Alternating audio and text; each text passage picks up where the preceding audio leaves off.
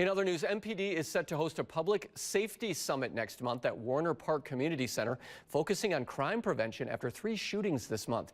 WMTV's Cameron Kelly joins us live downtown. Cameron, Chief Sean Barnes says they're doing more than just working to bring justice to the victims.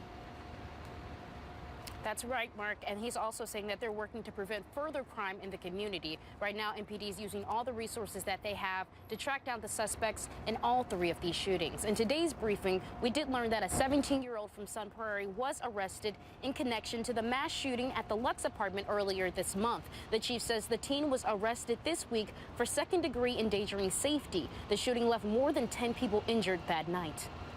Our officers and detectives have been working tirelessly, following up on multiple leads with the goal of bringing those responsible to justice. At the scene of the arrest of the 17-year-old in Madison, Police Chief Sean Barnes says there are still other suspects in this specific incident. And we learned during that weekend of shootings, MPD says 26 warrants resulted in the recovery of 8 firearms, and some of those were stolen. Live in Madison, Cameron Kelly, WMTV 15 News.